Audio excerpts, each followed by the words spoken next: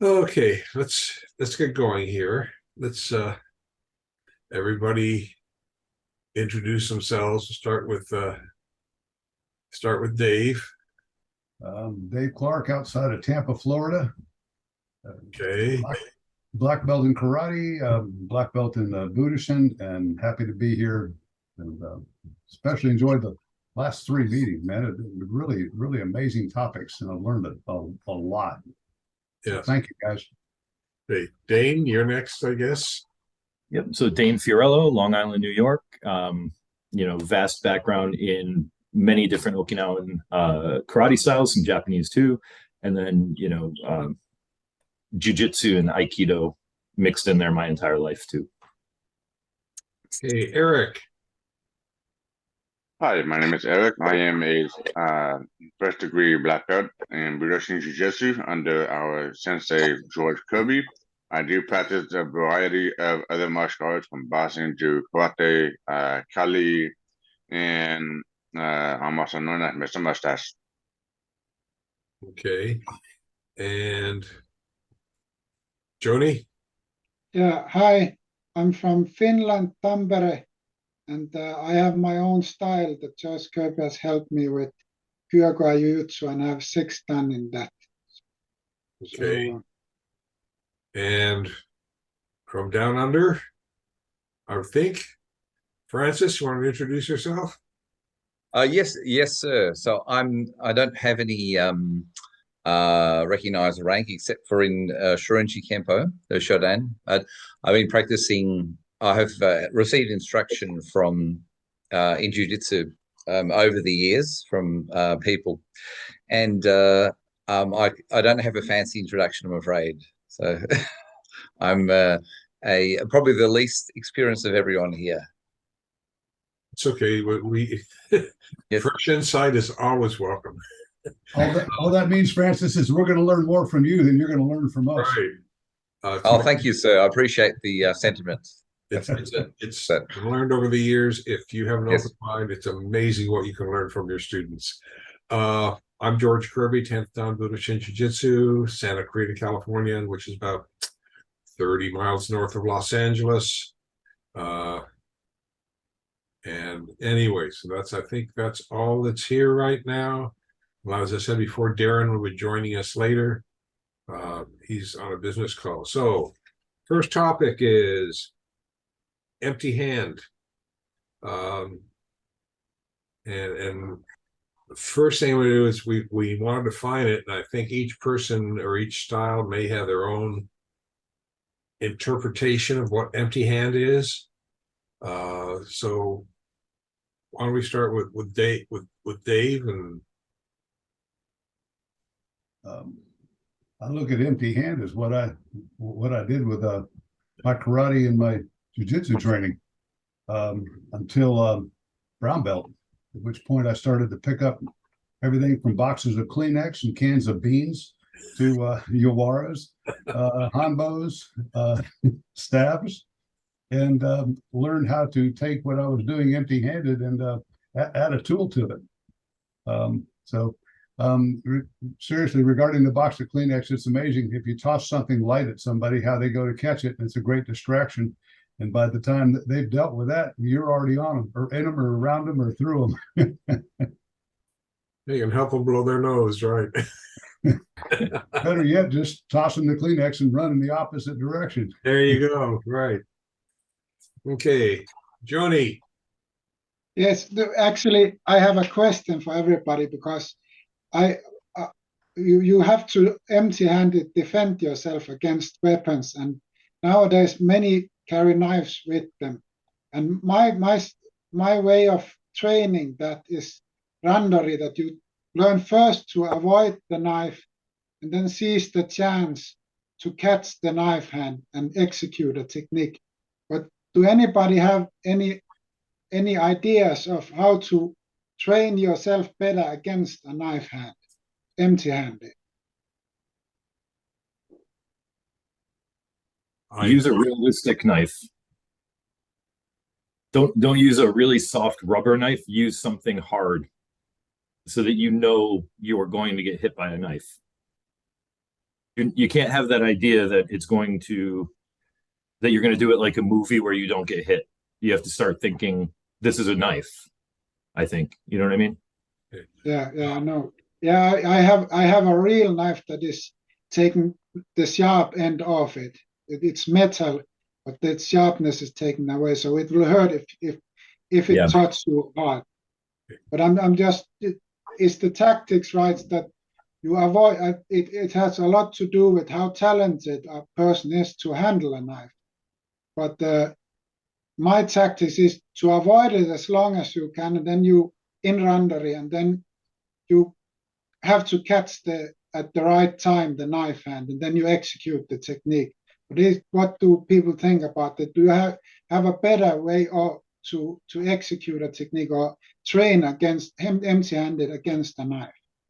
Johnny, I've got some thoughts on this. If the knife is stationary and somebody's holding it at your throat or close to your body in a threatening way, that's a much easier situation to deal with. You create a distraction by holding it, your arms out like this, say, and I don't want any trouble. What is it you want? And then you can go into techniques from here with a stationary knife. If that knife is not stationary, if they're swinging it and slicing it, if they're hiding it, if they're sticking it forward and back like this, you've got much more dynamic situation, and that's a situation where you're much more likely to find out what color you are inside. You're almost So static knife versus dynamic knife is an important distinction. And generally speaking, if you can get away from a knife, that's what you want to do. The only time might be if it's a static knife and you've got the training, or if you have loved ones, family close by, and you need to basically fix the situation. And running isn't going to help in that situation. Then you face the music. Okay, let me intercede here, because this training against knife attacks is a whole topic in and of itself, and so I've added it to the list of future topics, because all of us could. I mean, we can all offer tons of advice to Joni here. The only thing I will say is, as whoever said it, Dane said, avoid using a rubber knife or a soft knife. I use wooden knives. They're just as inexpensive as the rubber ones, and they last decades. And I found in our classroom situation, rubber knives might last an hour or two, and then they break at the hilt. And wooden knives have their own dangers, which is why I file down the tip so that it's well-rounded. Because I had one student decades ago who decided to stop a wooden knife with his bare hand, and the really messy cut took a lot of stitches, but there's no nerve or muscular damage to the hand, which was my concern. Anyway, but we will get into that because there's a lot there, and I think Dave breaking it into static versus dynamic is another good avenue to explore. So we will get back to that. Okay, Dane, how do you define empty hand? So karate, from the karate aspect, right? That's what it means currently, is empty hand, right? But traditionally, it meant Chinese hand. And then they found a word that sounded the same, but meant empty instead of Chinese. So the concept that karate is empty-handed is actually kind of misleading, right? So the idea there that you're talking about empty hand things, that's what it's become. And that empty is kind of sort of like an inside joke where they're also referring to, not that your hand doesn't have something in it, but that you have an empty mind, that you're talking more of like a Buddhist empty rather than you don't have something empty. So that's a little bit mixed into the concept of empty, in karate too. But so to me, empty hand is never what you're trying to be. It's what you might end up being. And what you have to do if you find yourself empty-handed, but you're never in, nothing was ever intended to be empty-handed. I had the same experience in karate as I think it was Dave saying, like up into a certain point, you're only empty-handed. And then you start picking up things and you apply the empty hand to the weapons. I think in reality, it goes the other way. And as part of that, like philosophical transition of martial arts, we took the weapons out of our hands and then just kept doing the maneuvers and applying them to situations with empty hands. So for instance, in Okinawan karate, we call the weapons kobudo. And most Americans think that means weapons. That when you say the word kobudo, that translates as weapons or the way of weapons or something. But it actually means old budo. The same thing it means in mainland Japan.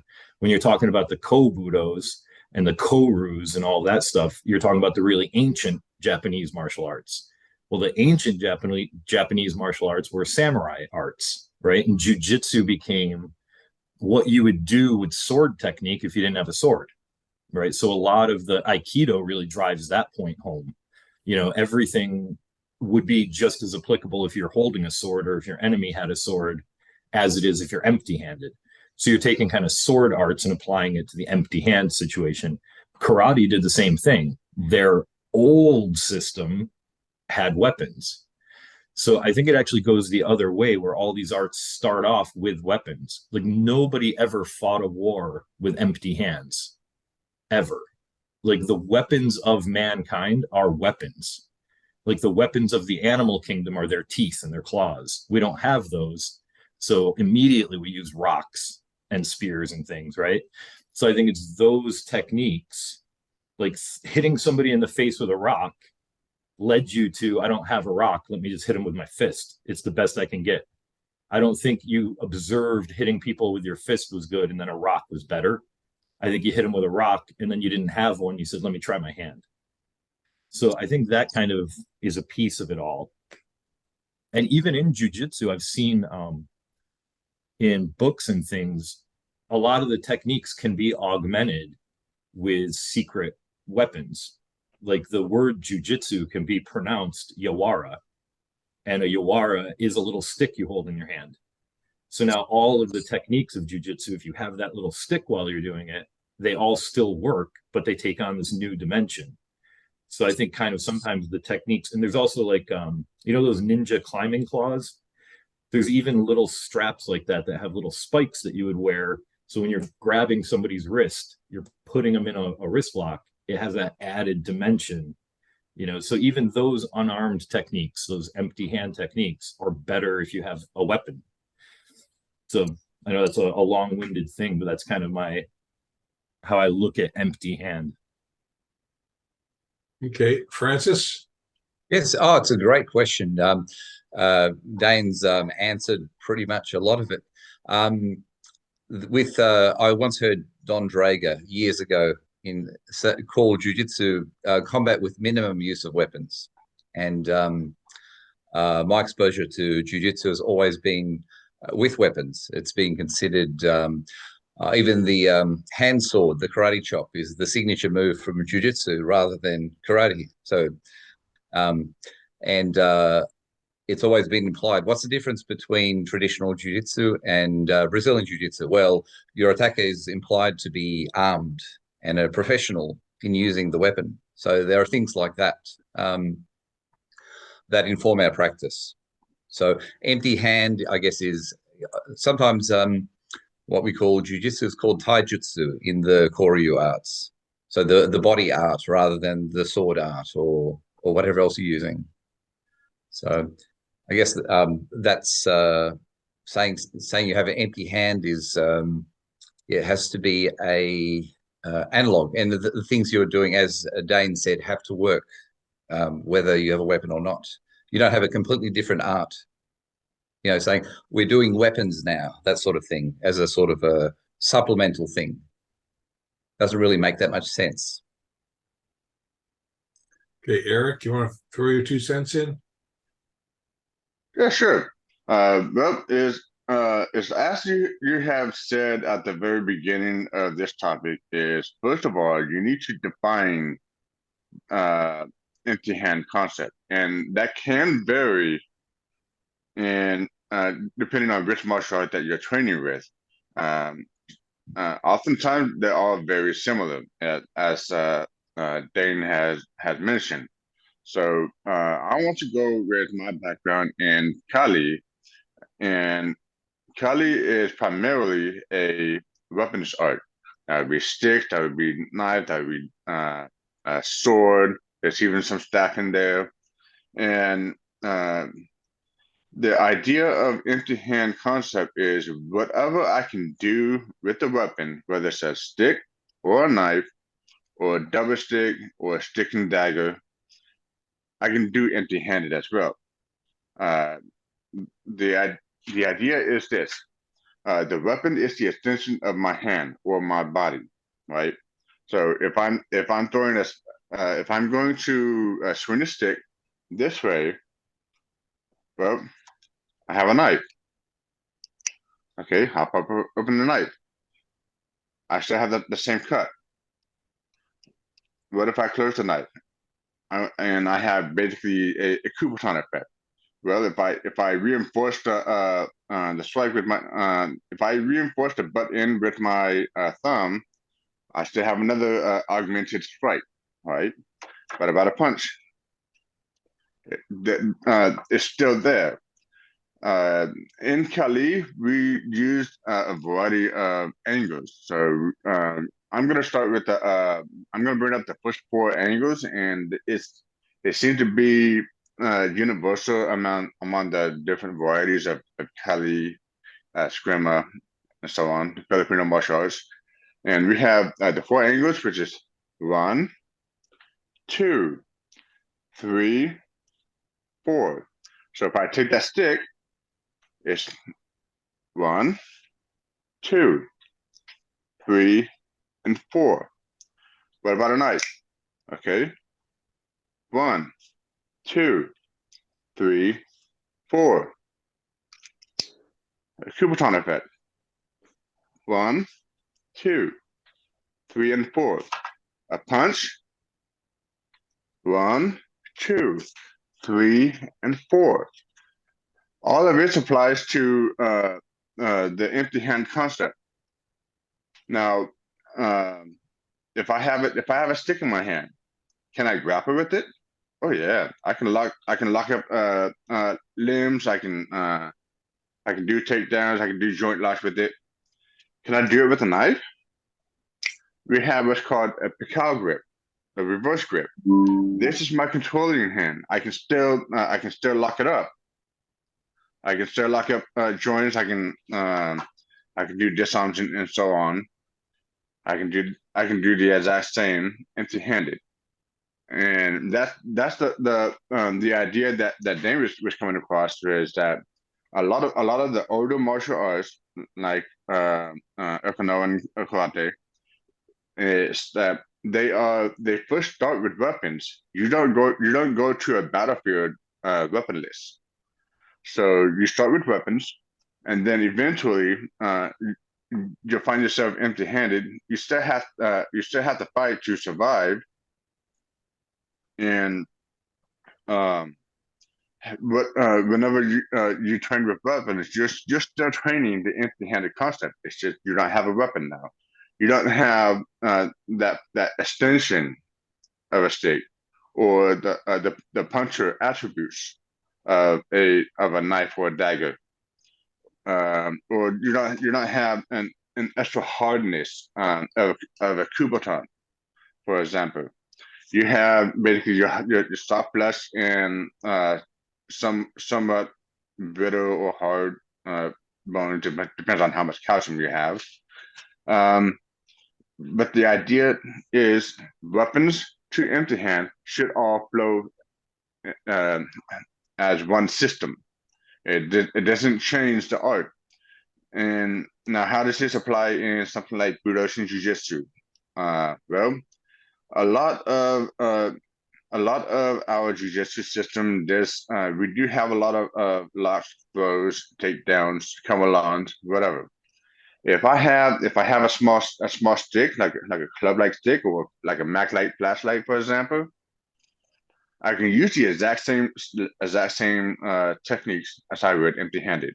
If I need to grab someone's wrist, I can take the butt end of the flashlight, apply a pressure point, for example, or I can use this instead of a backhanded strike. I could take the mag light and I can do a reverse strike, basically a club-like attack to the face as a distraction, while I move on to a come along, for example, or a wrist lock takedown. Um, what if what if someone grabbed this hand? I can't turn a weapon. Well, I can turn it. I can manipulate the weapon to turn that into a takedown or a wrist lock. I can do the same thing empty-handed. It's it all needs to flow from weapons to empty-handed. So that's my 2 cents on that. Sorry if it's a little long-winded. Okay.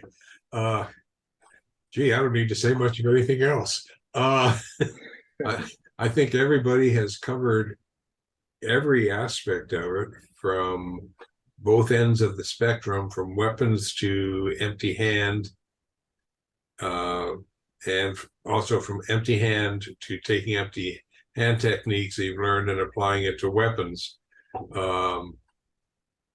And you know, you've all established a rationale. There's not much else I can say here, other than it's occasionally interesting to work with your students. I know most of the time we work from not having any weapons on us, because one doesn't walk around carrying a bunch of martial arts weapons, especially in this day and age in this country. But if your students have experience with stuff that's lying around, it's amazing what they can do, whether it be a Kleenex box, or a ballpoint pen, or a flashlight, or a couple years ago I did a seminar back east and we used kitchen utensils, excluding knives. But I mean, it's amazing what you can do with a spatula, a big ladle, you know, wooden soup spoons. I mean, it's just Cast iron pan. Cast iron. Well, that's a bit heavy to carry, but anyway, the point is, I mean, if you go through your kitchen, you've got a veritable treasure trove of martial arts stuff you can use. And if you know how the techniques work, which is the way Seki worked it, you know, we learned techniques empty-handed, then it says, okay, this is how you would apply this to, he taught handbo, and I was able to apply it to Yawara stick or jute, Yawara stick or kubotan. I think once he demonstrated jute in class, and that gave me a lot of insight. And so, you know,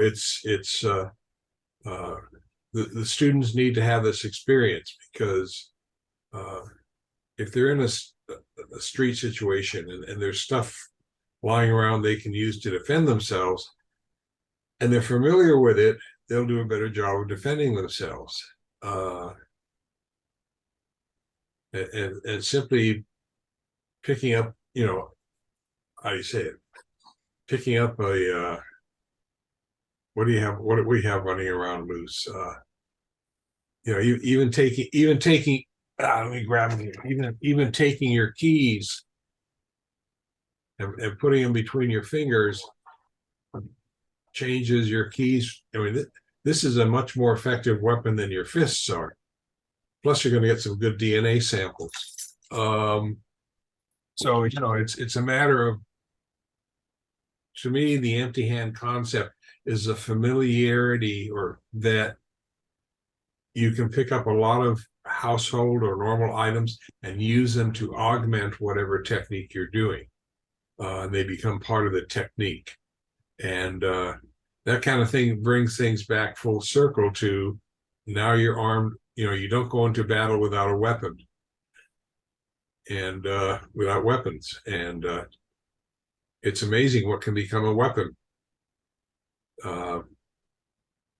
Anyhow, I mean, You know, that's an amazing point too, because the that mythology about Okinawan weapons, right? So what we think of when we say kobudo in Okinawan weapons is the bow, the tunfa, the nunchaku, the sai, yeah. those sorts of things, even the boat oar, you know, that kind of stuff.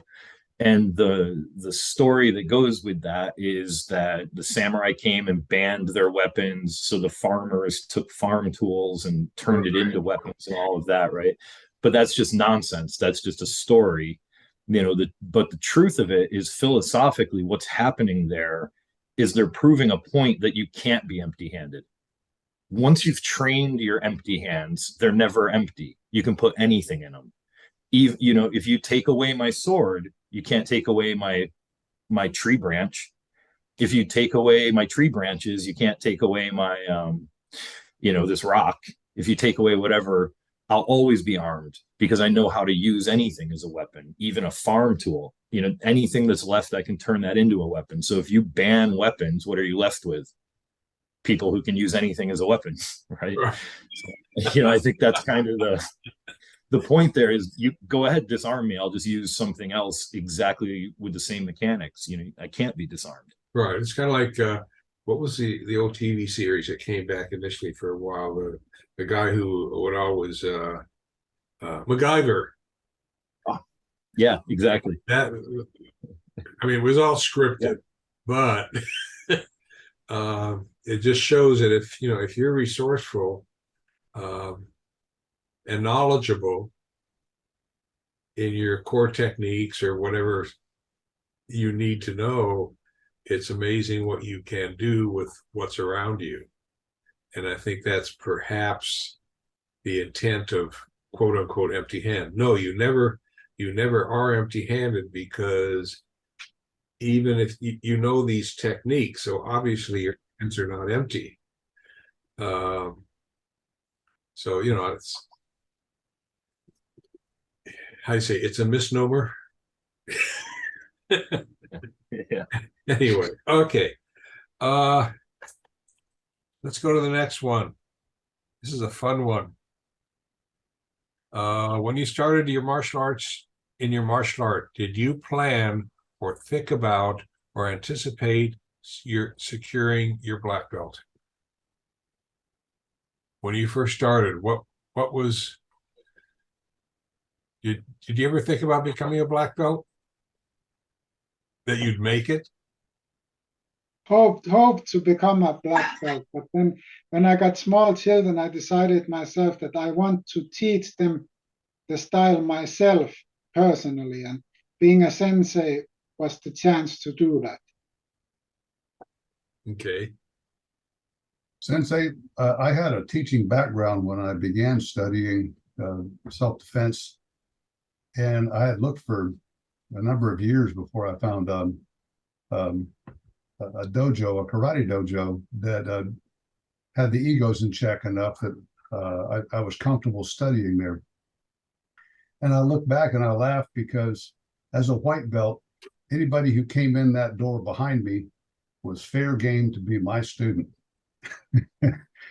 And they enjoyed working with me because I was open, and I asked them a lot of questions to find out where they wanted to go and what they wanted to do. And I brought all my teaching acumen from having been an independent teacher for a number of years to the dojo. And I think selfishly, I knew that teaching others would help me learn more quickly. But I also know that I enjoyed working with the people that came in behind me, and to a person, they seemed to enjoy working with me, to my good fortune. And so I not only taught from the earliest beginnings, but I also had little doubt in my mind that having risen through ranks in a number of other organizations and institutions, that I wanted to pursue black belt. I didn't figure it was a foregone conclusion, but I knew that was a long-term goal. And Okay. Darren has just joined us and doesn't have audio yet. There you are. Hi, everyone. And Hello. How are you? Darren, we're on topic number 2. When you started in your martial arts, did you plan or think about or anticipate securing your black belt? And we're just working our way across the line here. Dane? Yeah, absolutely. I mean, when I started, my father was my first teacher, so I just kind of grew up in it and like started immediately. And anything I've done, I tend to look at things backwards, and I'm realizing there's certain things in life that are such a part of who I am as an adult, right? Like I'm a musician and martial artist, and those are things that you have to start young to be when you're old. And it's kind of like I'm starting to get this sense in life that because I'm a martial artist now, I had to be one as a child. Like there wasn't a choice. I was compelled into it and knew I had to do it. And there wasn't ever a question, and there wasn't ever doubt about it. And I just did it forever, you know. Other things I think you're not going to do. You don't really have that end. Like I had a vision of what karate training would be for me or what I wanted from it. And then I just always worked towards that. It's hard to explain. But other things you might dabble with, like, oh, let me go check that out. I think when you do that, you quit it because you didn't have that vision of what it would be like for me to take that all the way to the end. But with martial arts, I had that immediately. And I'd be like, why am I so compelled to do this? And I just was. And now I see, well, I like had to be obsessed with it as a small child to get where I am now. It's like your body led you to it in a way. It was like I was compelled to do it. Okay. Francis, you want to? Oh, how long do you have, sir? Personally, I was kind of thrust into training, how can I say, almost by chance. My main teacher was a war veteran and a direct student of Yuki Otani.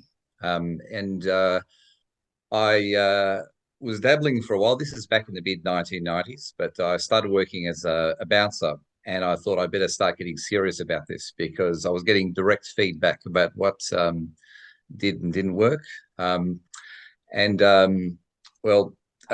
the gentleman in the red T-shirt, he is, we're very fortunate to be hosting him for the next part of training to actually, the path forward with training. We're very, very excited to be hosting him, and we'll find out what I guess real training is. So if that makes any sense. Hopefully I can meet that expectation. Absolutely, sir. Absolutely. So Okay, you're up next, Darren. Sensei, I'm sorry, I missed you in the beginning. Can you enlighten me on the topic again? So I was trying to pick up on some of the responses. Okay. The topic right now is when you started in your martial art, did you plan or think about or anticipate securing your black belt? Okay, no, I for whatever reason, I never did think of that ever. I still to this day, I don't think about what level I may have achieved or I was awarded or somebody has recognized me as, especially when I first started. I don't even know why. I know that that's a big motivational factor for a lot of people. You know, everybody wants to be the black belt, right? But I never did think of that. I never, I don't know why I never, that just never was the reason why I had started in martial arts. I don't ever recall feeling like I needed to achieve a certain level, or I wanted, or I had a desire to get to a certain level at any point in time or in my martial arts lifetime. I do recall why I started martial arts, but as far as thinking about when am I, or if I am ever, or I want to be a black belt, for me, it just never was like that. I did it for other reasons, which again was not on the martial path. Um, I did it because I wanted to improve my physical ability in the combative area or self defense area, and I have ultimately learned since then that it has very little to do with that and everything to do with who you are as a person, your character, how it helps you perform in everyday life, whether it's physical or mental. And it's not only about self-defense or combative skills, it's about how you approach your daily activities and whatever you're doing in your everyday activities. So again, I've still failed and I call it failed in thinking of, have I ever thought about achieving a certain level, regardless if it was a black belt or not? I don't know if that answered the question. That has always been my approach. I don't ever recall thinking about it in that regard. So, that makes it clear to me now too, that it's actually two different questions we're asking here, or maybe two different questions we're answering, right? Is, did you want to wear a black belt, or did you want to like be one, right? And I think your answer is, yeah, you wanted to be one. You just didn't care about wearing one, right? Like you wanted to be better than the people challenging you or whatever, right? You wanted to be better than you and get better and better and better, right? I think that's for me too. It's not about like getting the belt. Like who cares about that for me, or like the recognition, or do you want to be recognized? Do you want to be awarded things? That stuff, that's different than, do you want to be better than everyone and really good at it and get that stuff from it? Did you see yourself becoming deeply skilled at it, versus did you just want to get certificates or whatever? Did you want the belts? It's kind of two questions. Right. Yeah, for me, it was like I look, wanted to be Shiba. I wanted to walk in a room as like a 90-year-old man and have like 6 20-year-olds try to grab me and just go like that, and they all fly everywhere. That's what I want, not like the belts per se, but that like magic power. Yeah, but look, I do think that it has significance, right? It does have an importance in martial arts. I mean, you have to have some sort of validity behind, who you are and what you're doing and what your ability is, your experience level, and being able to pass on whatever system and style, whatever you're doing. So that certainly has tremendous value. You can't just say, and unfortunately, I think it's done way more than what people recognize in today's society. But if there's no validation behind what rank you're wearing, then who are you truly, right? Where does that come from? And I think Sensei Kirby had said it best multiple times. I've heard him say it, repeatedly over and over. Is if you go into a dojo, and I try to stay towards the traditional aspect of where our training, our place of practice is, right, and referring to it as a dojo, where today people commonly refer to it as a gym, right? But anyway, that's a whole nother topic. But I've heard Sensei Kirby refer to this alone multiple times, and I can't agree with it more. If you walk into a dojo or a place of training or practice, and you see all of these certificates, this what quote unquote wallpaper, then who are you? What is your true what is your true agenda? What are you trying to get at? you can only do so much, right? You can only get an experience level so much. Do you have this wallpaper, or do you truly have that experience? And if you have that experience, where does it come from? And the part that he follows up with is just, how about just asking a couple of simple questions? And if they can't answer those questions, if you can't take that answer and say, okay, if I go over, if Dave walks into my place of practice and he sees all of these certificates all over the place, and then he goes over to Sensei Kirby because he sees Sensei Kirby's signature or chop on one of my certificates or whatever, and says, "Oh, by the way, I was with one of your students. I went over and I visited Darren Mellering," and Sensei Kirby's response is, "Darren who?" Then who am I? Like he's the one who signed my certificate. You don't know who I am, my experience level to get this certain level. Like, and then I have all of these things on my wall. Again, it's just wallpaper, right? And that's what you're wearing around your waist. The black belt was never designed to be a black belt, right? We have to remember that the black belt was there because you wore a white belt so long that it ultimately became black because of being dirty and effort of training and to be better every day. Okay.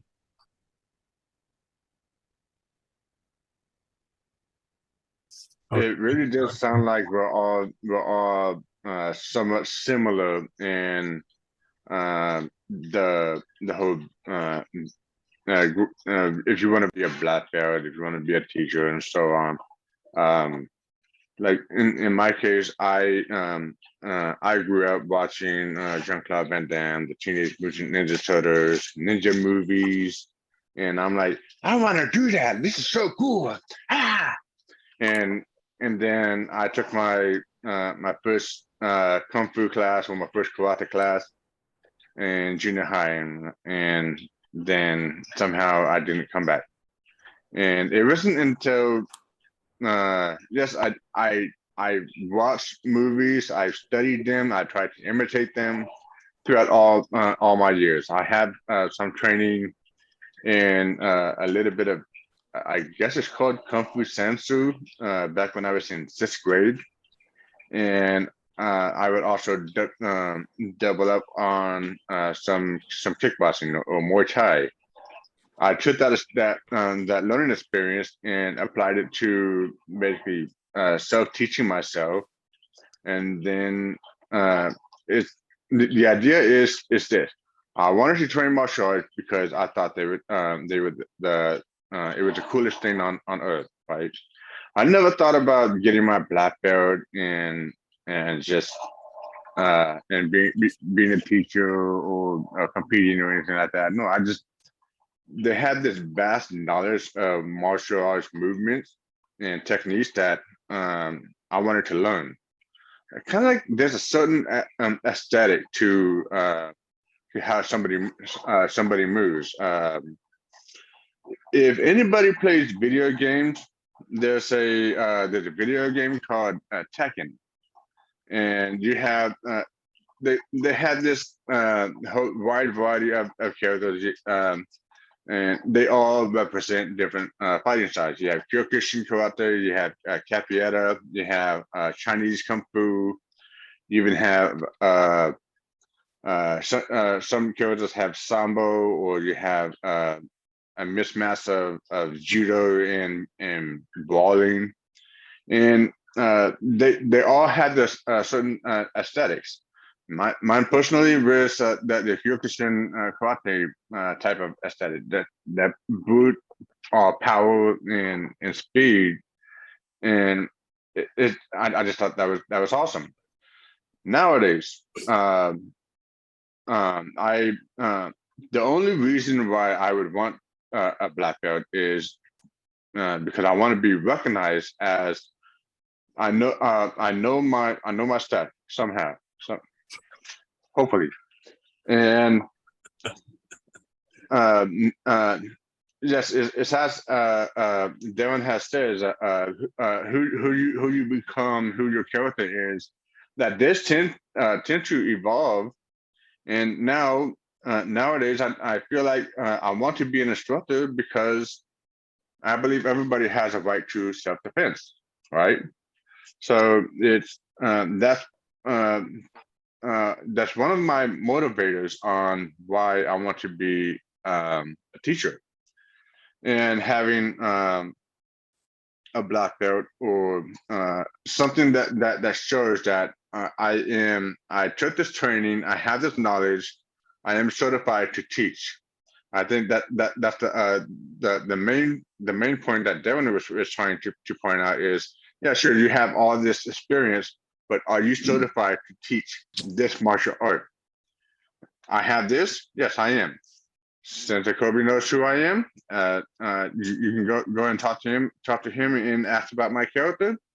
Hopefully he remembers me, and just I should be that should be good enough to at least get started. Now we can start the training process. I can teach you how to defend yourself. I can teach you how to stay safe, and not only in everyday life, such as break falls. If should we understand phases, how to move, and how to go from 2 left feet, and now you can start doing certain movements.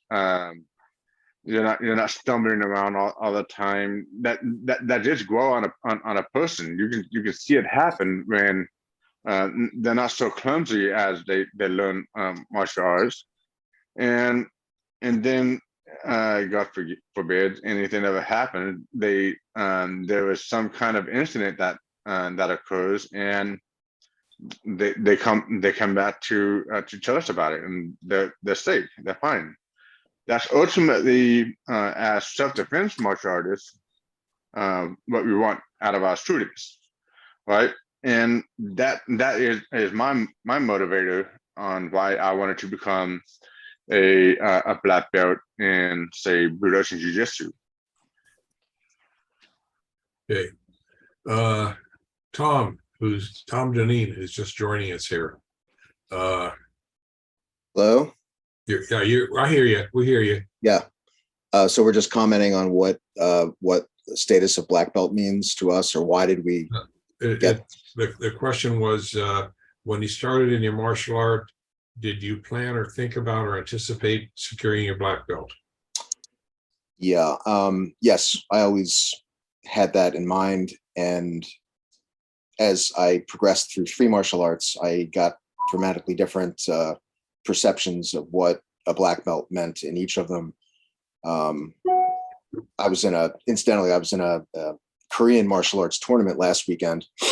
And I'm not black belt in this art. I'm 2 steps below, but I was by far the oldest person at the tournament. I was probably 3 times as old as most of the people, and most of the black belts were somewhere many of them were in their late teens.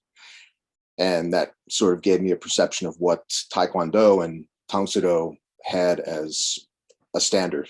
And it's not uncommon to have black belts in their late teens or even earlier. So yes, it's always been a goal of mine to reach that minimal level of competence. And in Budoshin, I think there's the expectation, and kudos to George for integrating that one teaches, or at least contemplates teaching at black belt level. It does have significance that far exceeds that in a lot of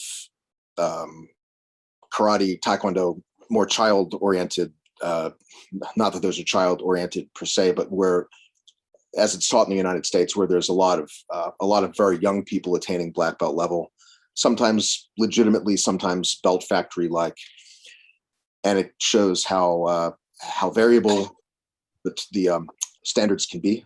In the United States, black belt has gotten a status that, for better or worse, means that you are at least very competent in the basics. I shudder to think of what a 14-year-old who gets a black belt in karate and then stops doing it, and then 15 years later describes him or himself as a black belt when they haven't trained in 15 years, just because of having crossed that line at age 15 or whatever. That's where it becomes a real problem. I think holding black belt status to a point where you're older and more mature and clearly have a long-term commitment to the art is very critical. Budoshin, I've seen, it seems built into that. It took me 12 years, 10 or 12 years going once a week to Budoshin classes, along with doing other martial arts to attain black belts. And I think it was good for that long process to be there, to take it seriously, to be informed by other martial arts as well as Budoshin. That was all very positive for me. So yeah, those were my recollections. Another art I have a black belt in is Iaido, or Japanese swordsmanship, which most people would see as sword drawing. It's using the katana from a sheathed, seated or standing position, drawing it, going through kata against multiple opponents usually. That took me 3 or 4 years to get Shodan in, going about once a week. So the bar there was much lower, and I only needed to know 12 kata to attain that rank. And I think that's the case through second dan. It's only up until in third dan you start varying the essential 12 kata, and you're tested on more than that. But it was a much lower threshold, less time required, and less content required. That showed me how vastly different the standards were. Again, where Budoshin, you'll know hundreds of techniques and many kata and waza, and have all this vast input. And the Iaido is much lower bar, and to me, it's always checking into what the standard is whenever you look at somebody with that kind of rank. It's the same thing for a title. A CEO of Ford, the Ford Motor Corporation, is a different sort of CEO than the CEO of a local company, which has 3 people. The title may be the same, but the content that goes into that is dramatically different. And that's what I've gotten over years of doing several different martial arts. Okay. I mean, Sensei, yes. as evidence from our answers, while all men are created equal, all black belts are not. And we can see that in our answers, and we can also attest to it as those of us who have achieved black are moving through the dan grades. Okay. I got into jiu-jitsu. I never had an intention of getting to black belt. I got into it. I was studying for a master's degree, and I needed something to take my mind off of my studies. At Cal State LA, where I went, they would not let you do a thesis for your master's degree. They figured if you were in the master's program, you could do that blindfolded. So they gave you a list of books to read, some seminars, and you had a year to prep for this quote unquote exam. And I was teaching public school at the same time, and I needed something to relieve the stress. And had a neighbor who was doing jiu-jitsu, and he talked me into going to class. So, that's how I got into it. And I was able to go 3-4 nights a week, and that took my mind off my studies, which probably helped me because I ended up being more relaxed and not worrying about it as much because I have other things to think about. And I did move up the ranks, and then Seki, who had his own unique promotional procedure, simply came up to Bill Fromm and me one evening and said, "You're taking over the Burbank Y program." And we said, "We're not black belts, we're only brown belts." He says, "Now your black belts act like it." And so bam, I was a black belt. Battlefield promotion. Battlefield promotion. And he said, "Bill knows more than you do, and you're a teacher. Both of you can work together and figure it out." So that was his rationale. But anyway, so I think your intent when you go into a martial art is the major factor in whether not only whether or not you achieve black belt, but what your motives are and how you respect what that belt is. And it can change as you become more involved in that martial art, and you say, oh yeah, this does make sense, and that makes sense, and you eventually, for lack of a better phrase, get with the program, and you realize how meaningful it is, and how applicable it is to many other aspects of your life philosophically. If your sensei also presents that philosophy to you, which is a really critical factor. When I was a kid, I used to have a really bad temper. I was a redhead. And of course, redheads, you know, everybody says redheads have bad tempers. And I had a temper, you know, and I learned to control it. But one of the things people criticize me on now is that I tend not to get upset at stuff. I tend to be a lot calmer when a critical situation arises. And because I'm calmer, I'm able to use the skills that I have, the knowledge that I have, to maybe prevent things from getting worse, or to fix it, or whatever it is. And I think a large part of that comes from the Seki's martial arts training, which was, you know, you just you have to keep yourself calm, and because that calmness allows your brain to function to its best ability to resolve whatever problems there are. So anyway, so no, my intent was never to get that black belt. I did it simply to get my mind off of my studies. And I've been on a fantastic journey ever since.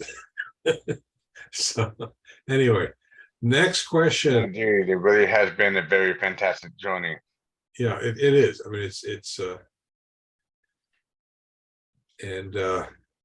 I've gotten, as a result of the training, I've had a lot of opportunities, which I'm really happy when my black belts do stuff, you know, special stuff, and something good happens to them as a result, or they get to work with you know, law enforcement agency, or they write something, or whatever they do. To me, that's a reward to me, and that's great to see, because, you know, how do you say, I look at all my students, for lack of a better, no, and I'm not trying to be derogatory here, all my students are my kids. And I had an administrator when I was really, anyway, whenever I use the word for kids, he said, they're children. And I said, you want me to call a 17-year-old a child? I said, they'll tolerate being called kids, but children, you're insulting them. And he never could get that concept, but, you know, he was, I guess, kind of officious. And that's the way he saw, the kids. He said, kids are baby goats. And I said, yeah, some of them can be stubborn. Anyhow, but so, you know, so anyway, the next question is, that goes into this, leads from this, is did you ever anticipate, or did you ever want to become a sensei? Which is different from being a black belt.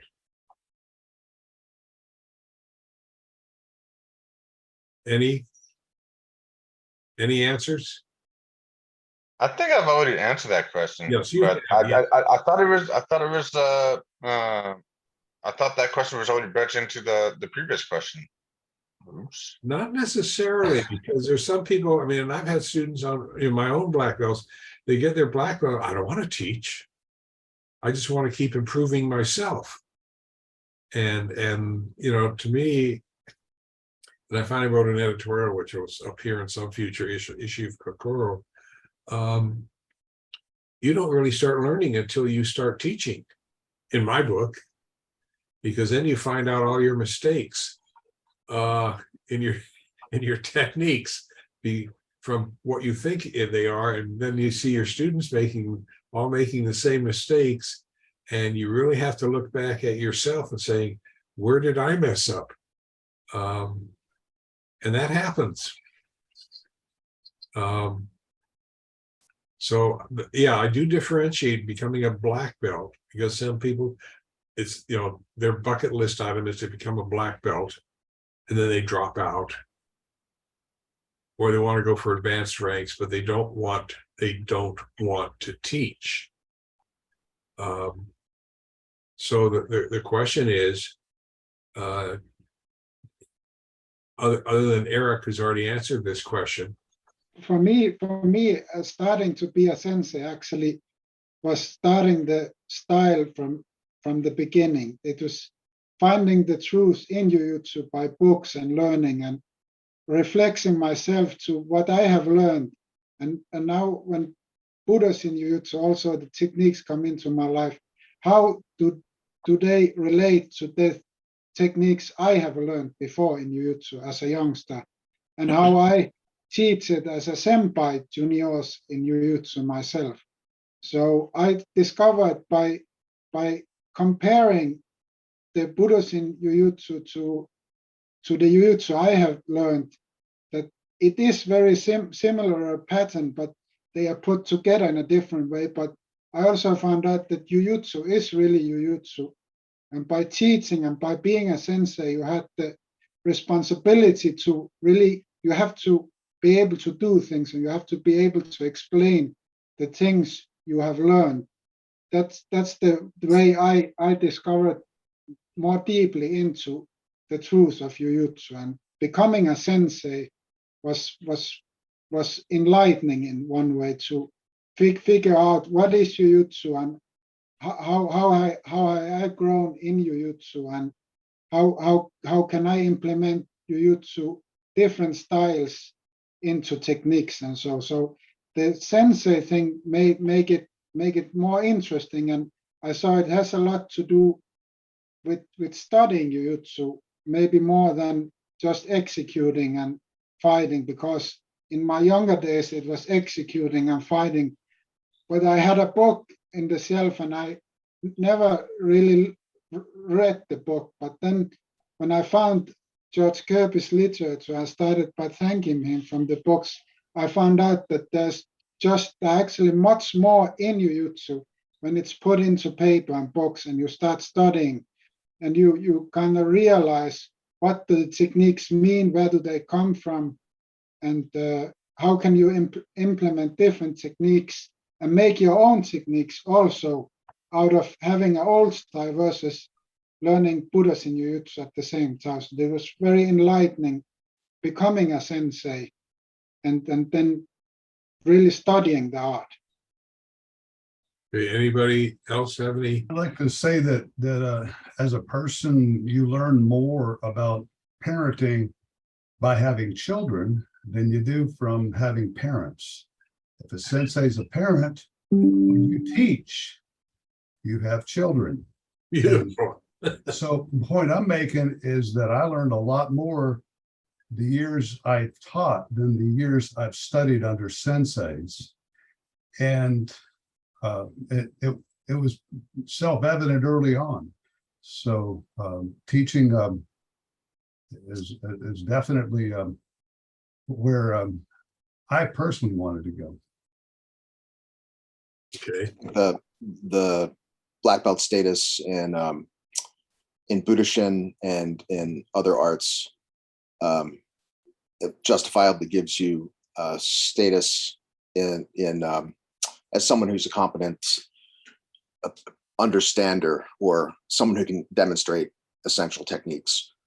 Once you have that, whether you make a step into being a real, what I consider a real sensei, where you are teaching classes regularly, probably in Budoshin, where you make a commitment to long-term instruction of students. To me, that's really a core function of what any martial art needs to do to be perpetuated.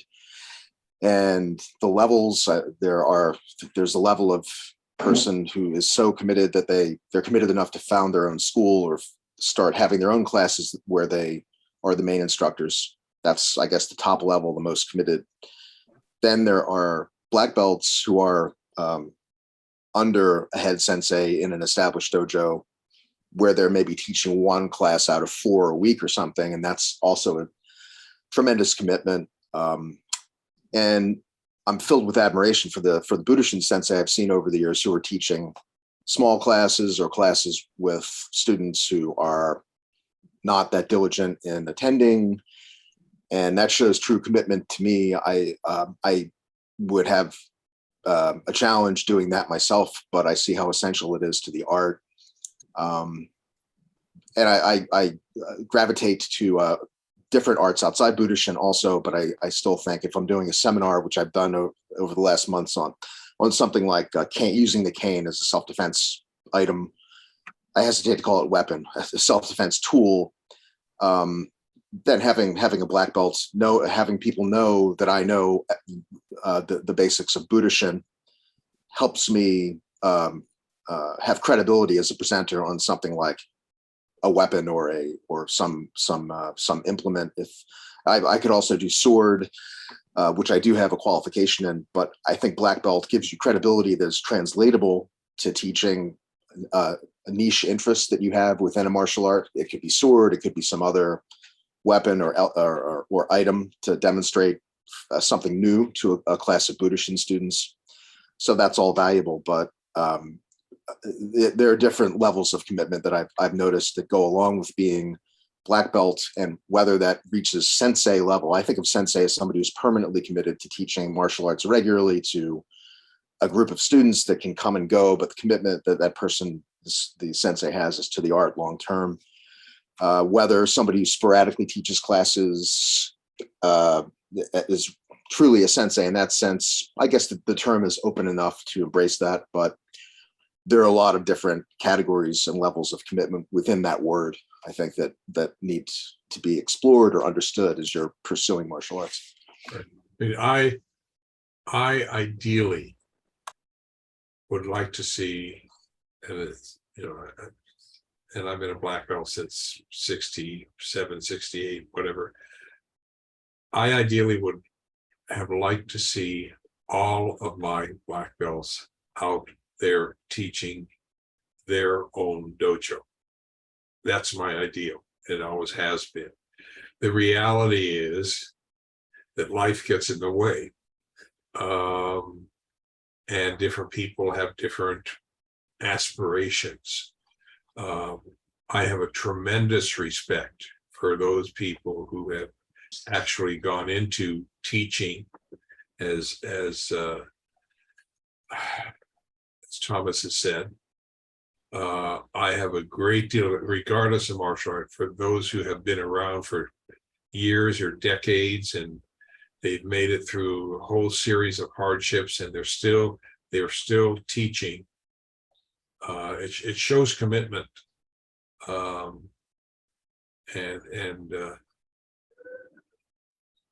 some people are amazed at how many years I've been teaching, and my model, of course, is Seki and Wally J and some of these others. They've gone off to the great tatami in the sky, but they were teaching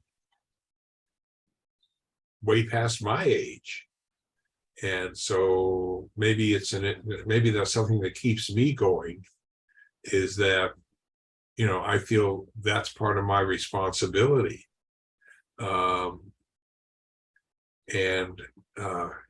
Yeah, I mean, there is, as Thomas has said, there are different definitions of sensei, and there are different conditions for sensei. But to me, it's someone who is actually teaching, whether it be in someone else's dojo or their own dojo. And I think Thomas took us into the next subtopic, which was, for those of you that are teaching in your own dojo, did you ever anticipate doing that?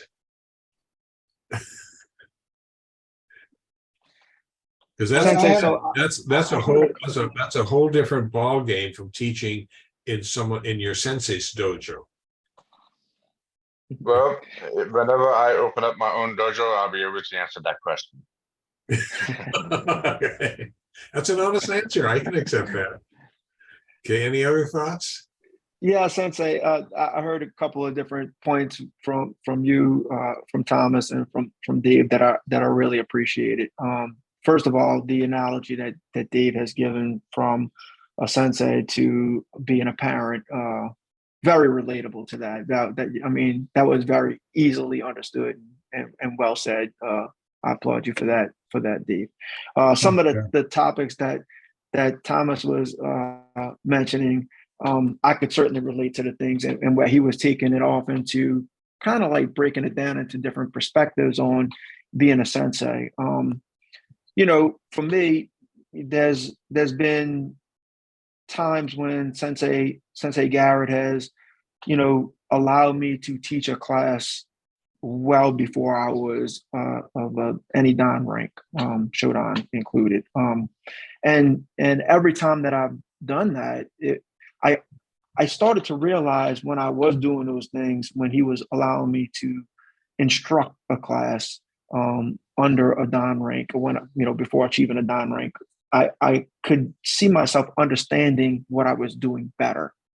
You know, sometimes a sensei would say, "Hey, do this," or demonstrate a technique for you to get better at it, learn it, understand it, whatever, right? But you may not truly understand the concept or grasp the concept until you're actually having to explain it or demonstrate it or teach it yourself. And so the thought of being a sensei during those times has never crossed my mind. It just didn't. And so when I would have the opportunity to be able to give an explanation, demonstrate a technique, or critique a technique that I've demonstrated, and then at that same time and at that moment, being able to understand it better, whether it was mechanically, whether it was application, whether it was the anatomy, the dynamics, you know, how the body moves, the response of the body, how you should apply it, how it may or may not be more effective. All of these other things would start to calculate in my mind to be better at it myself as I was teaching. Not the person that I was instructing it to was never aware of that thought process, but that was one of the things that was happening in my own mind. This is how I'm getting better. This is how I'm understanding it more. This is how I can make it more effective just by demonstrating, just by showing it, just by critiquing it myself. And that would give me a higher understanding of what I was doing. And so, yes, eventually, you know, I never thought of, okay, when am I a sensei? One day, you know, obviously you are awarded a Dan grade, and you know, Sensei Jack has done that for me in the past, and you know, Sensei Kirby has, and you understand why you've achieved this certain level.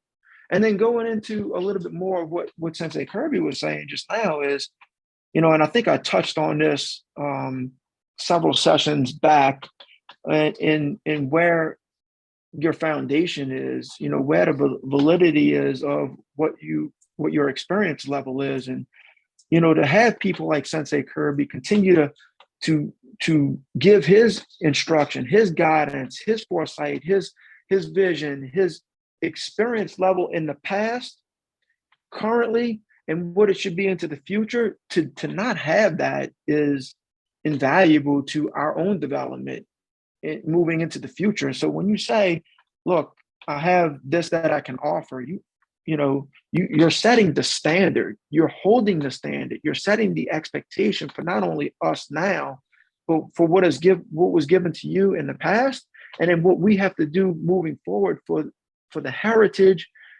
and the lineage behind us to be better into the future, so we can continue to evolve, so we can have all of that information to be better together, all of us, each other as senseis. And those people that are, you know, that don't go out and teach, then I think they're missing a bigger piece of it. You know, they're missing a bigger part of it. You know, you've put these publications together. I'm saying you as in Sensei Kirby. I mean, as others have done it. Dave has done it himself. Put, you know, some publications together, and you know, I'm sure others either have or may consider that in the future. But when you're writing these things down, even whether you're teaching someone in a physical aspect or you're putting it down on paper in thought, or you have it in notes that you can refer to and then share that material with someone else, you're setting a stronger foundation, a higher level of understanding for the future, the evolution of martial arts. And that's invaluable. And what you do every day, Sensei Kirby, what you've done in the past with all of your publications, that's invaluable, not only now, but it's critical for our future as martial artists. I must add also to that, because that was really, really the gold mine of everything. When I found George Kirby's, there's so much information in books and in videos and everything that it really got, as a sensei, caught my attention very high when I found out that there's the huge amount of documented information on Jiu-Jitsu. I don't think has anybody else documented Jiu-Jitsu as well as it is in Budoshin, because it's really, really easy to learn from. So the amount of, as a sensei, the amount of information and the way it was documented was really the thing that took to blow my mind to, as a sensei, and starting to really learn a new art at the same time.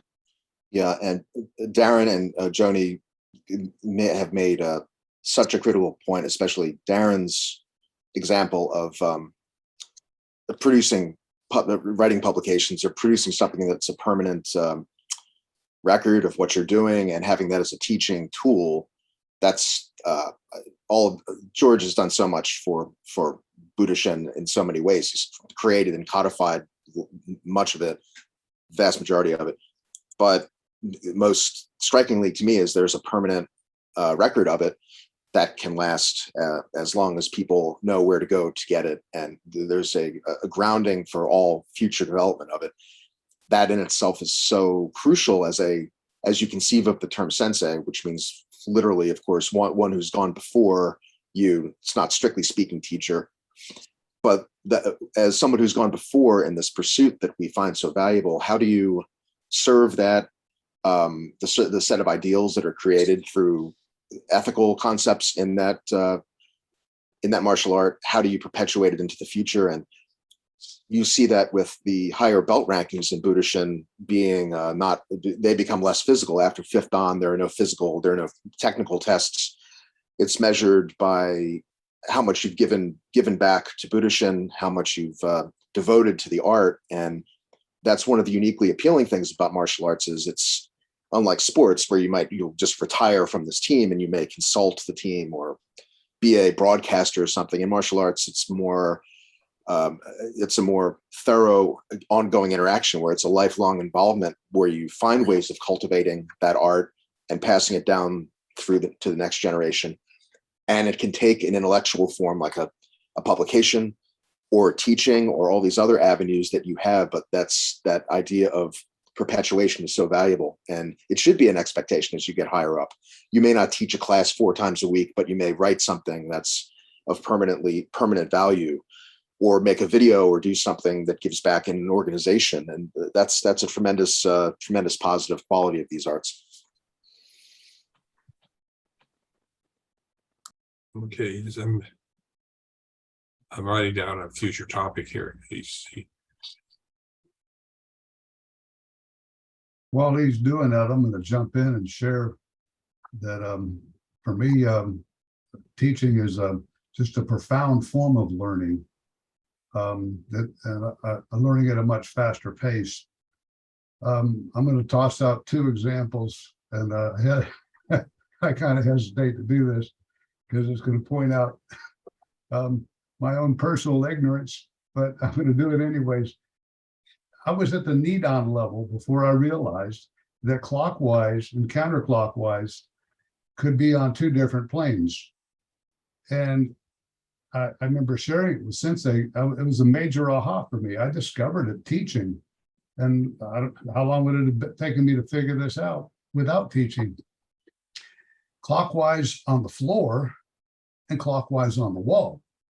So when you're describing a technique, if you say clockwise, you got two planes, and that doesn't even include all the angles in between.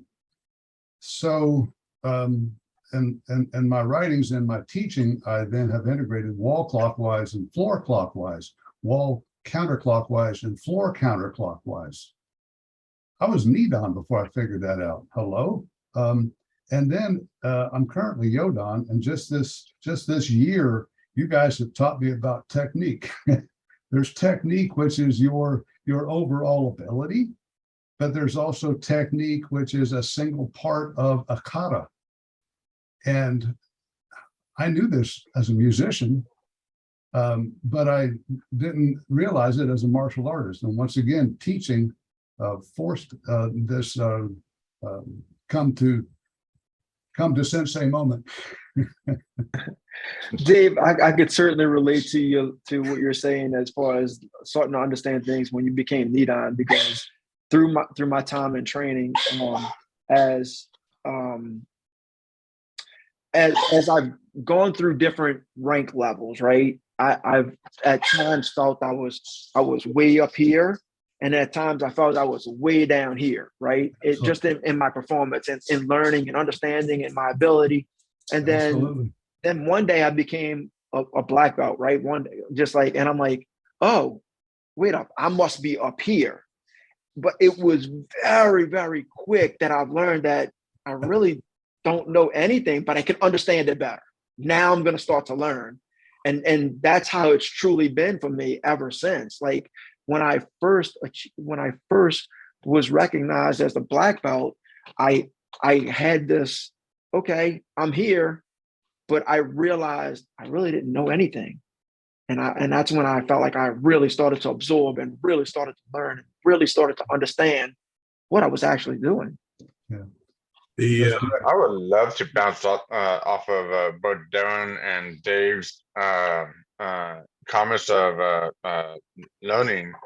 Now that I've experienced a vast amount of martial arts, and I have been working as a shodan under Budoshin Jujitsu.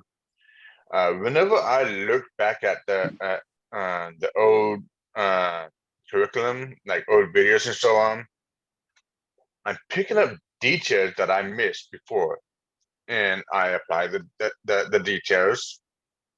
I go back and watch that same video again, more details. It's put this way. Is you turn it on his heel? Is it turning on the ball of his foot? Is it this way? What are the hands doing? What is he doing to turn the uke a certain direction? You know, it's these details make all of our techniques work so much better. And when I attended Sensei Kirby's last class, I've been familiar with this particular technique. Guess what? He's giving me more details, and now that that certain technique is a lot tighter, it's a lot more efficient, and a lot more powerful and controlling. And this is something that I think both Dave and Darren touched on is we're learning so much, and you can learn better because you have a great understanding of these arts.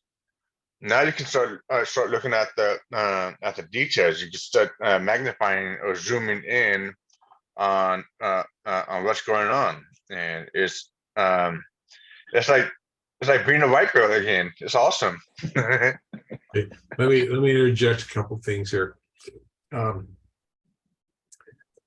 And Dave came up with a term I picked up on, which is an aha moment, and which is, and then there's something I've kind of followed is that the more you learn, the less you know, which kind of backs into what Darren said and Dave, and Eric, is that the more you learn, you say, I missed that detail. Oh, you know, and it's the small things that are really those aha moments that make techniques work better. And I think that as we get more experienced, whatever that is, we tend to find those aha moments, and we tend to find those small things that, oh, I missed that. Or, you know, when you're teaching a technique, you say, and everyone, that's at the beginning, when everyone's doing it wrong, what did I teach incorrectly? It's an aha moment. And I think that is another factor for me that makes a good sensei. Okay. You're out there, you're teaching, you're also still learning, and you yourself are getting better, which allows you to do a better job with your students. And it's a continuous process. There's an old saying, a little education is an evil thing. Because once you have a little education, you want to learn more. And then you discover that there are tools that help you learn more. So you learn more. And so, you know, rightfully so, a little education is an evil thing. So maybe getting that black belt, for lack of a better analogy, maybe getting that black belt, one could say, is an evil thing, because if you are sincere in your desire to learn, you will advance and you will move forward. And maybe all that knowledge isn't evil. I know it gets me into trouble on occasion, but yeah, you know, it's you know, how do you say? I used to have a parent of a couple of my fantastic black belts from decades ago, and her fantastic comment. She was a wonderful lady. When stuff went south, her simple comment was, "S happens," and that was her standard. That was her standard comment, and it was always so appropriate. And you know, stuff does happen, and all you can do is move forward. And you learn from, you know, when you're teaching and you find you've made a mistake. All you can do is really move forward, find out what that mistake was, correct it, and move forward. I mean, you really have no other alternative if you're a sensei. Something that'd be good to say out loud here, just very briefly, is that the public's perception of a black belt is an expert.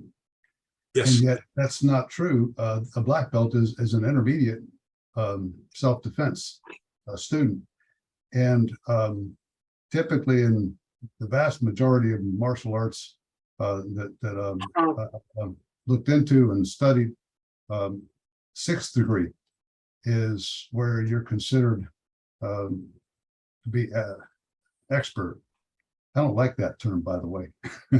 It implies know-it-all.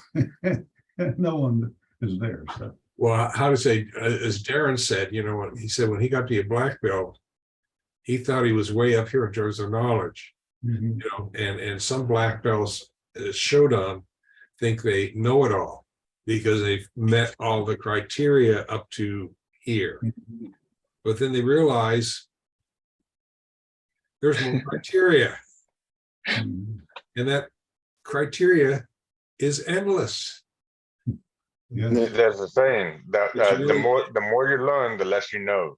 yeah, and once you accept that concept, then your ability to learn improves tremendously, because you don't see the quote unquote, you don't see the knowledge as a finite thing. Mm-hmm. You know, and it can be frustrating to some people. I think what we're talking about here too, to kind of build on what Dave was saying about technique, that kind of stuck with me. And you know, a lot of time, really under Shodan, you're nothing. Shodan is first level student, really, right? So just before that, you're just like learning who people are in the dojo and how to bow, and like you're just learning etiquette and all that kind of stuff, and you're learning techniques, and then you get to Shodan, and then that's you know, that's when the learning really begins. That's when you're really all that kind of stuff. And I think what we're talking about there is this, like now you can really begin learning. We keep saying that, like right now you're learning and learning, but what are you learning?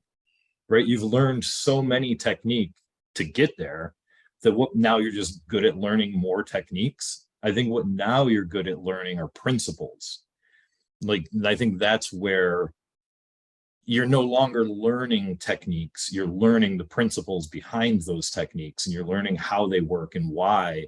And it almost becomes there are no techniques now. And that means there's infinite techniques. You know, when you're a green belt, you do something this way because that's the technique. And then the person correcting that technique can correct it because they understand the principle. And it's not that the technique itself contains, no, you have to move your left foot a little bit because your weight's not distributed right. You know, that white belt or whatever is focused on, okay, now the technique is I grabbed this, I moved my left foot a tiny bit, I shift my hips a little bit. That's how you learn the technique. But then once you're executing the technique, you understand the principle and you say, well, he's looking to his left now, so I have to pull just a little bit this way because now the balance is shifting. And you know, you're reacting to these things in ways you can't even verbalize because you're understanding the principle. And I think teaching the technique to somebody can only happen if you understand the principle. Otherwise, you can't correct them because you're not them. You know, now you're showing somebody how they should do something. You can only know how you do it, right? The only way you can teach somebody else how to do it is if you understand how one should do it, not how I do it anymore. You know, and you're kind of getting into that principle area of, well, anything has to happen with off balancing and whatever we're doing and following circles or angles or whatever. You know, it's not the minutia of the technique comes from the principle, not the technique. Right. Yeah. And also there's a certain relativity to the black belts in all these martial arts there. And there is something called teaching talent or charisma that transcends belt rank, where I've encountered higher ranked students or brown belts who are just very talented teachers who are very good at demonstrating essential concepts to lower ranks. And it's not dependent on that student having a black belt certification that talent exists. So, and by the same token, there are 5th and 6th degree black belts who are just not, who may have a very good technical understanding, but they're not talented at imparting that understanding to other people. So it encourages me to see black belt as sort of a basic standard, a basic level of competency, but it doesn't necessarily reflect teaching talent. And again, this can, Dave mentioned how in many martial arts that until you're a 3rd, 4th, or sometimes even higher Dan black belt, are you considered, and can you have the term instructor? In Budoshin, I believe that 1st degree black belt is a teaching level according to George's literature, and that does impart it with a certain gravity that doesn't exist in other martial arts. And it also imparts it with the expectation that in some way you're expected to pass on that knowledge or be someone who can be consulted and offer something to other people. That's the implication I get, and how that's manifested, whether it's teaching 4 times a week or writing an article or doing a class on something. Those may be manifestations of that. Okay. Anything else on this topic? Otherwise, I think we're going to draw things to a close. So I've learned a few things here today, and I want to thank you for that. I think Dane did a great job of going from weapons to empty hand to weapons. Okay, I had never thought of martial arts in that format before, and here I am at 10th Dan. You know, and it makes absolute sense.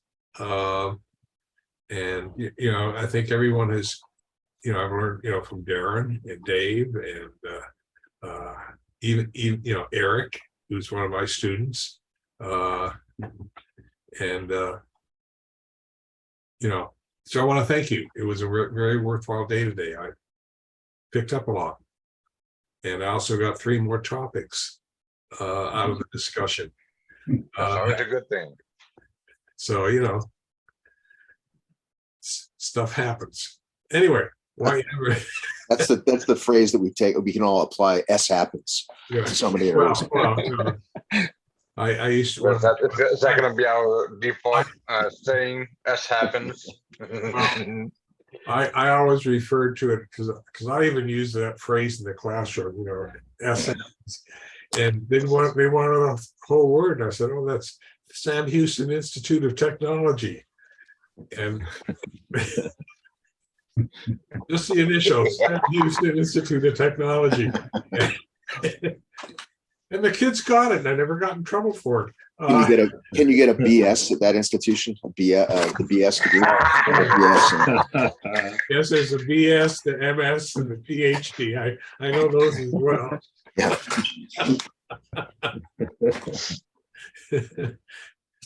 It's amazing what we can do with initials. Anyhow, so with that bit of eternal enlightenment at the end of this session, I think we'll stop while we're ahead.